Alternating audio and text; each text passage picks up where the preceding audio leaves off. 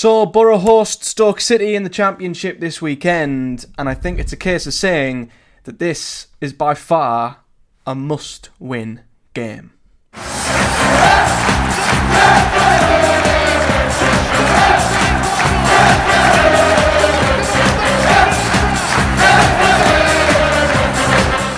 What is up, guys? Welcome back to another episode of the Project Boro Preview Show. Today, looking ahead to Boro's next game in the Championship, which is, of course, at home to Stoke City. And before I delve deep into Stoke and how sort of relatively unknown of an opponent they are, given their new manager and, of course, the appointment of Narcís Pellas, let's talk a little bit about Boro first, because of course Boro are going through a rough spell at the moment where we are incredibly inconsistent and performance levels have dropped significantly. At least at the start of the season, we were creating an abundance of chances and more than warranting, more points than what we have, giving away results due to stupid errors and dropping points down to stupid errors. Derby and Pompey come to mind. However, since then, the last 3 league games, I dare say the ones to focus on, we've had a win, a draw, and a defeat. And I wouldn't say we've been blistering in any of them. The Cardiff win was solid. Wouldn't say we were a dominant team. We took our chances second half when they come. Could have been a lot different in the start of the second half, of course, if Ayling hadn't cleared the ball off the line. And then we had the home game to Preston, which, for me, was a game we had to be winning, especially from a winning position, and once again our lack of penetration and our lack of cutting edge cost us once again, and we were able to get over the line in that game. And then again at Sunderland, we continued to miss big chances, concede marginal goals, and the second half was a real concern for me against Sunderland. And I think it's just overall this idea that Boro have been kind of found out at this point. Teams know the template, how to set up, how to beat Boro, how to get points from Boro. And I think seeing Sunderland do that at home was both correct and clever from Reggie Lebris, but it's telling. It's telling of Boro and our predictability at the moment. And we look at the games coming up, it's an incredibly tough spell. Just the next 7, for example, very, very difficult games. West Brom away, Watford away, even Bristol City and Sheffield United at home, teams who've come to Riverside very often in the past, taken points. Norwich away, they're a team who are looking good then, and Coventry, who are a side who've equally been as poor this season and a bit of a bogey team. So suddenly them next 7 games, you look at them and you think, my God, not barely any of them look all that winnable, and already the gap between us and the teams towards the top is quite big. And I don't look at the league table all that much. I don't look at the positions of teams all that much. I focus on Boro's points per game. But, West Brom are top. They have double the points of Boro. And if we go into, the next game, we don't win at the weekend, and we happen to be, 11 points behind West Brom, and we play them on Tuesday, they beat us. The gap's 14 points.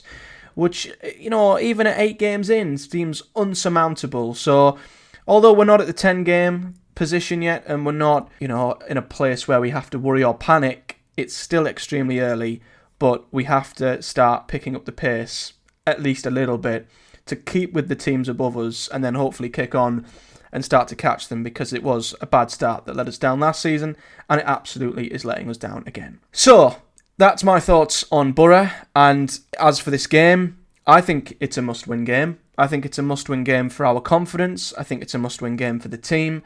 I think they just need a game where they can just be a bit more free-flowing. They can put their chances away.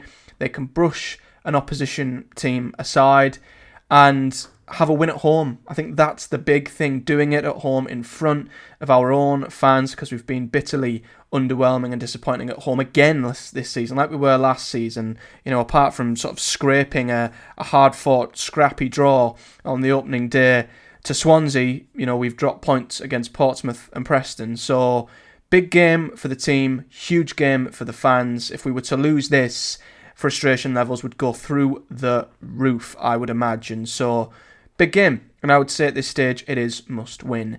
So, delving deep into Stoke City, they're a bit of an unknown quantity, at the moment, and that is of course down to the appointment of Narcis Palash. And although he has had one game in the job, which was their 3-1 defeat at home to Hull City, he'd been in the job a matter of days, so you can't really judge him on that. It'll take him a lot longer than just up until this game to get his philosophy across and his style of play to the players, so we're still not going to see a Narcis Palash Stoke City side in full floor here, but he'll certainly have had more time to get them at least a little bit more in tune with the style of football and what he wants them to do out there on the pitch. Stoke as a whole this season have had a very typical Stoke start. They've played 6 games, of course, winning 2, losing 4. Their 2 wins have come narrowly 1-0. One was at home to Coventry, the other was away at Plymouth. Obviously, Plymouth are a side that massively struggled to start with. Coventry haven't been all that great either.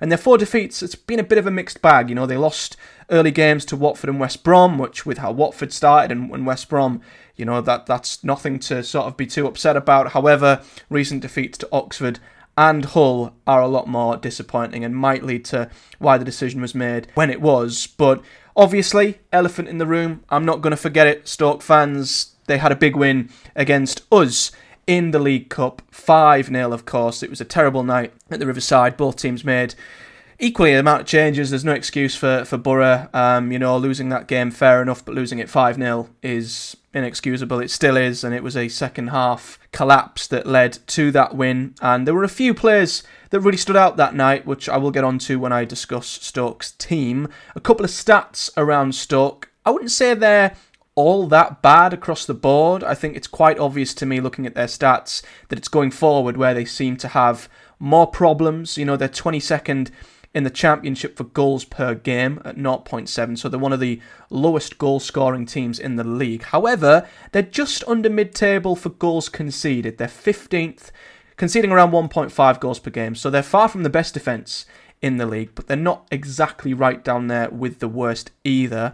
Interestingly, around their style of play, they are 21st in the league for possession right now, so they're one of the lowest teams in terms of how much they have the ball, an average of 44.3%. So whether that will change again, new manager, new style, it very much might. And in terms of their XG and XG against, again, leaning into what I was saying, they're 16th in the league for XG, so they're quite low down in terms of what they create, but they're only 10th XG again, so really they shouldn't be conceding as many goals as they have been. They're not the worst defensive outfit, as I say, and to back up their poor attack, they are 23rd out of 24 in the league for shots on target per game at only 2.8. So it's obvious, despite them coming to the Riverside, beating us 5-0, it's going forward where I think, and Stoke fans can either tell me I'm right or wrong in the comments, it's going forwards where they've struggled so far this season, and that sort of leans into their team. Now, again, it's so difficult to predict what sort of team Stoke are going to put out against Boro in this game. Against Hull City, he played a 4-4-1-1, and I don't know how many of them players will remain in and around the team for this one. There are a couple of players that really do stand out to me, but looking at that and looking at how they've played this season and what I saw in the flesh, at least from the 4-4-1-1 that he played against Hull, whether, as I say, he sticks with that or not, the 2 players that stand out massively to me are Kumas. He played in the League Cup win over Boro, Lewis Kumas, 19, very exciting young player, scored, I believe, against Boro in that game and was overall a threat from start to finish. He did score on the 60th minute in that game. Their other really big threat come from Manhoff, who has started the season exceptionally well. If you look on FootMob at the average rating of their starting 11 throughout the season, and their last starting 11 in particular, he is by far the standout player. He's got 2 goals and an assist, or it might be 2 assists and a goal this season from 6 starts. So he is the big player to look out for from a Boro point of view. Now, there's every chance Narcis Palash could change that formation. He could change personnel. I think for Carrick, it's a case of just trying your hardest to predict what he might do, but he could completely rock up at the Riverside with a surprise, or a number of surprises, and a completely different setup and team. But in terms of individuals, they're the 2. And I think Manhoff is a very important one, because he come on in the game against Boro in the League Cup. And after coming on, he scored twice within 7 minutes. And he was probably the one who compounded what was a dreadful night for Lucas Engel that game. And Lucas Engel has not been seen since. So if I was Narcis Palash, I would look at that. And I don't know if Manhoef starts predominantly more on the right or the left. It does seem like he maybe starts more on the left. I would put him on Neto Borges if I was Stoke, and I would stick him on there and I'd tell him to just get at him, because even though Ayling can be got at by a left-sided player, we saw that on Saturday with Mundell, there is a little bit more support there with maybe Isaiah Jones coming back or whoever it is on the right-hand side, whereas with how Boro players I've mentioned, our left-back gets exposed massively, and we saw Preston have joy, we saw Sunderland have joy. It would not surprise me if Stoke had joy down our left-hand side, moving Manhoef over there. They could also have June Hobe over there as well, who I think can play and has played on the right. He could also give us problems down there. So there are a couple of individuals and a couple of players to maybe look out for. But as I say, the overall start is, the starting 11 could be absolutely anything. As for the Boro team, a lot of talk this week on who we would want in our starting 11, what changes we would make. I think we're definitely in for some changes. And to be fair, the 11 that I proposed for the Sunderland game isn't far off the same 11 I proposed for this game, to be honest with you. So I've got the back 5 or the back 7 exactly the same. I would always lean towards Rav van den Berg alongside Matt Clark, but just down to how long it takes Boro to bring players back. It's like a 20-step, 3-month process to get a player from training back onto a football pitch, it seems. So I don't think we'll see Rav just yet. The midfield two pick themselves. Despite Hackney having a bad game against Sunderland, I still think at home against a team we should have more of the ball against, he's still better being in the team. However, I think the front four have been the biggest talking point this week, and there's numerous different combinations. For me, I said this last week, I was still surprised he never made an appearance for the second game running, but if Riley McGree is fit, he has to start. This system simply does not work without him, and if we play anyone else in that position and try and make them play the McGree way, it doesn't work offensively, and it leaves Borges exposed defensively too. So for me, if McGree is fit, he has to play. If he isn't, and we put Hamilton or Bergzog there or whoever, we have to play with more width. And that just goes for the team as a whole, to be honest. Not just to stretch the team and just not just because I don't think anyone else can play the Riley McGree role like he can, but I think in general, we need to make the pitch bigger. We need to stop being so narrow. We need to stop playing through the middle so much because teams just know how to defend against it, and it's not getting us anywhere. The right-hand side, I have put Ben Doak in. I've said from the start, I was wary of shoving him straight in. I thought he had to show something before he earned the shirt off Jones. I think in his brief cameos, he's certainly earned the right to be given a go here, with Jones given a rest on the bench, just to see how Doak does. He might prove here that he's not a starter yet. He might be a better impact player, but until we see him from the off, we won't know that. And then there's even a huge discussion around the two through the middle. Tommy Conway, Latte Lath. I think the two options that people seem to be discussing is Azaz at 10, Conway at 9, or Conway at 10 and Lath at 9. I've stuck with Conway in behind Lath, but I can absolutely see why some suggest that we go with Conway up front and Azaz, because Azaz is better down the middle. I'm not having him on the left-hand side. If Azaz plays, he's got to be down the middle, but then Tommy Conway has been very, very bright the last few games and scored against Preston. So, I think he doesn't deserve to be dropped. So, unfortunately, you've got to sacrifice Azaz. It's then a case of, do you stick with Latte Lath? I think you do. He doesn't look like the same player. Yes, he's not started the season well, but I still don't think he's been given that many chances. It's not like he's fluffing 4 or 5 a game. I think a degree of his poor form is down to him, yes, but it's also down to him not exactly getting great service either. So there, the Boro 11 I would go with, but it can certainly change. That front four could be completely different. As for the head-to-heads then, it's more of an even playing field between the two sides, I would say. In fact, since our Premier League meeting at the start, on the opening day, in fact, of the Premier League season in 2016, Boro and Stoke have played each other 15 times in all competitions, and it's been 5 wins for Boro, 5 wins for Stoke, 5 draws. So, yeah, no one has the upper hand. Very, very level playing field. But what I will say is Stoke have won their last 3 games against Boro in League and Cup 2-0. Boro have not scored at all against Stoke in any of our last 3 games against them, and we've not beaten Stoke since April 2022, which was, I believe, a 3-1 win at the Riverside. We're winless against Stoke in our last 5. So,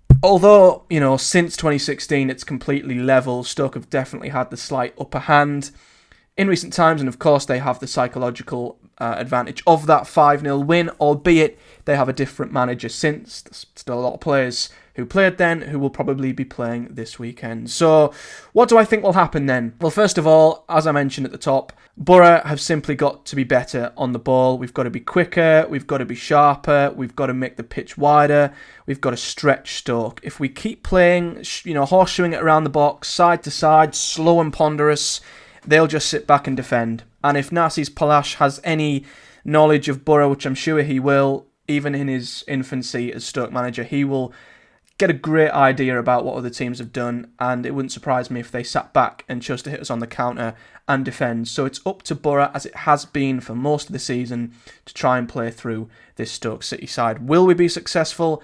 I honestly don't know. I don't have faith because of the points we've dropped, but we've at least got to try and play with more width. We've got to take more chances. We've got to be a little bit more instinctive, I feel, and less predictable. And we've got to play the ball around a hell of a lot quicker. My prediction, I'm going to go 1-1. I said this on the breakdown and I stand by it. Forgive me for not being overly optimistic about Boro at this moment in time, but we're giving away silly goals. Until I see it, I'm not going to believe that we're going to stop doing that. I have to see that with my own eyes before I sort of get faith that Boro won't give away a stupid goal.